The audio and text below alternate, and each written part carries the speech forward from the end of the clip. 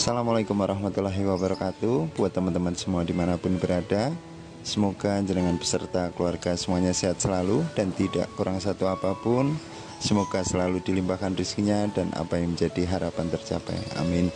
Buat teman-teman semua, semoga di tahun baru ini, di tahun 2023 ini, semoga semuanya diberikan kemudahan, diberikan kesehatan, dan apa yang menjadi harapan tercapai, amin. Dan buat teman-teman semua yang sudah lama ngikutin di channel, dan mungkin buat teman-teman yang baru bergabung, terima kasih untuk supportnya, like-nya, dan subscribe-nya. Jadi di pembahasan video kali ini saya ingin berbagi pengalaman pribadi sesuai yang ditanyakan dari teman-teman ini. Ada salah satu teman-teman dari salah satu lobet mania menanyakan, Om Agus, untuk bermain lobet jantan itu kita bermain birahi tinggi atau birahi rendah? Sebenarnya kalau teknik dasar ataupun yang intinya pemahaman di pola birahi ini, kita tetap wajib evaluasi lobet yang kita proses, Om.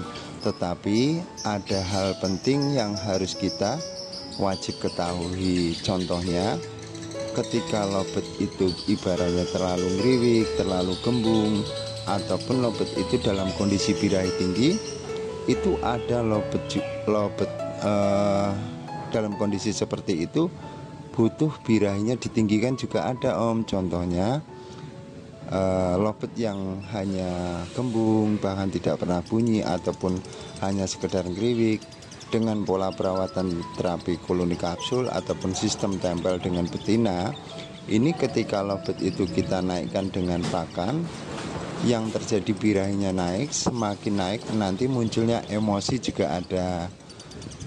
Saya berikan contoh dengan lobet betina, Om.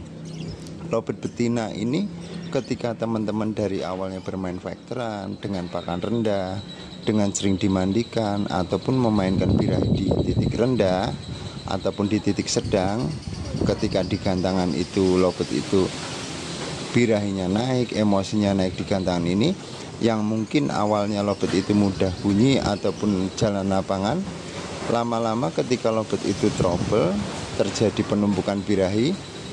Ketika kita mencoba menaikkan dari porsi pakan kenceng dengan terapi sistem tempel, ini kita membuat dalam kondisi birahi, kita naikkan birahinya lagi, akan timbulnya emosi dan terjadi bunyi.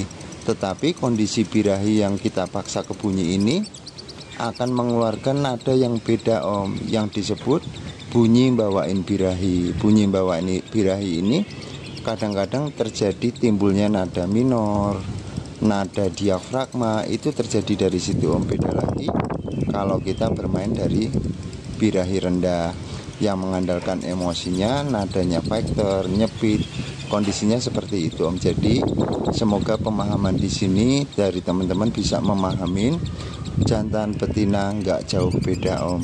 Yang penting kita evaluasi dari lobet yang kita proses. Kita harus mengetahui lobet itu di birahi tinggi atau di birahi rendah. Contohnya ketika dengan sistem tempel, khususnya lobet jantan ini, ketika kita tempel dalam kondisi birahi dengan pakan rendah pun dia sudah birahi tinggi, Om. Ketika kita pisah, nadanya masih ngotot, masih faktor, kita bantu penjemuran, coba dikurangi dari penjemuran. Atau dengan pola perawatan tersebut kita mainkan dengan pakan kencang, itu juga bisa. Kalau kondisi jantan ini biasanya memainkan birahi itu enak dengan pakan atau dengan betina pemancing birahi ataupun yang support birahi. Biasanya saya berikan dengan betina PAUD yang tujuannya ketika saya jadikan satu, tidak buru-buru untuk saya kawinkan dulu. Dengan pola perawatannya saya tempel berdua dengan betina PAUD. Ini yang menjadi catatan ataupun menjadi poin saya, si player harus tertarik ataupun birahinya keluar dengan betina PAUD tersebut.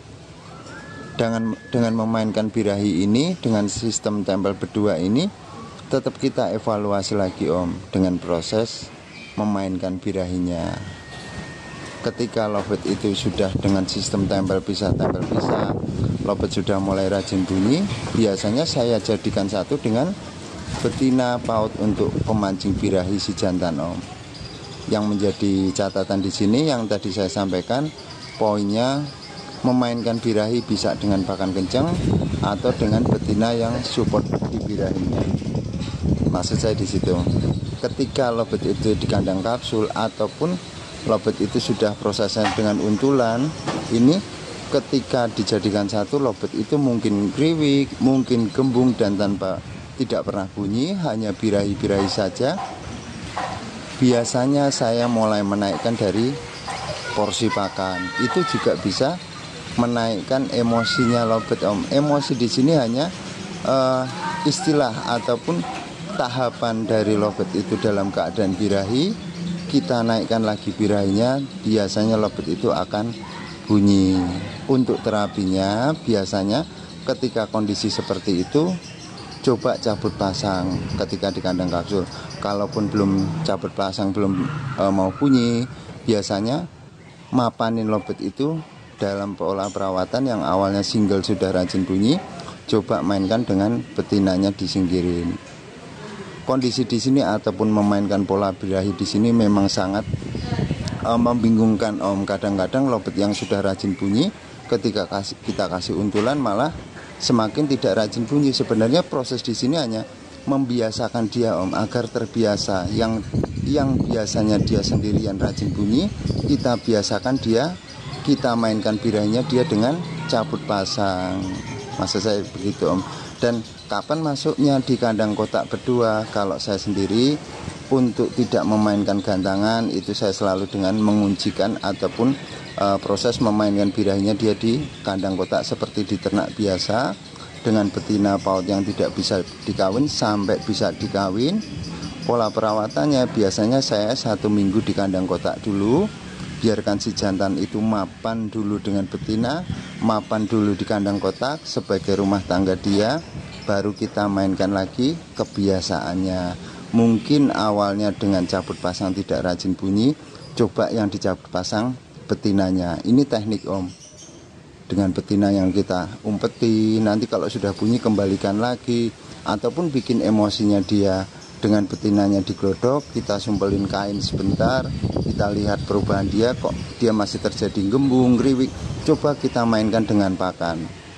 Yang proses dari pakan ataupun memberikan pola birahi ini tetap kita evaluasi lagi Om. Mungkin dari teman-teman kan banyak yang pernah merasakan lobet hanya gembung, hanya ngriwik, tidak ada perubahan. Itu bisa dengan pemberian porsi pakan juga bisa, atau dengan penjemuran. Kalaupun dengan musim penghujan sekarang ini mungkin tidak bisa dengan penjemuran, bisa menaikkan dari porsi pakan kencang gitu. Jadi semoga dari teman-teman bisa memahamin. Intinya tetap yang pastinya kalau cara kan banyak Om, tetapi pemahaman di sini dari teman-teman semoga bisa memahamin apa yang harus dilakukan, stepnya seperti apa, kondisi seperti ini memang wajar, ataupun langkah selanjutnya seperti apa, tetap dari porsi pakan. Seperti contoh halnya lobet kistang Om. Lobet kistang itu dalam kondisi birahi tinggi, saya pernah dengan pemberian pakan polos, saya bantu penjemuran kuat, itu juga rajin bunyi. Tetapi coba saya menaikkan dari porsi pakannya juga dengan pakan kencang, sudah kistang saya berikan pakan kencang lagi, itu juga ada lobet-lobet yang munculnya malah emosi. Nah, gambaran di sini ini sudah pernah saya coba semua Om. Misalkan dalam penghujan ini coba dengan pakan kencang itu tetap kembali dari yang jenengan yang rawat dari lobetnya. Intinya pemahaman memainkan birahi di situ Om. Dan buat teman-teman, kalau memang sebenarnya kita bermain lobet itu kan memainkan birahi dia Om. Jadi yang perlu diimbangin ataupun step-step yang harus dilakukan seperti itu. Bisa dengan penjemuran, ataupun kita kalau melihat lobet kita dalam kondisi kriwik ataupun gembung itu, memang kadang-kadang perlu dengan menaikkan dari porsi pakan itu juga bisa. Gitu ya Om. Sehat selalu panjenengan beserta keluarga. Wassalamualaikum warahmatullahi wabarakatuh. Matur nuwun.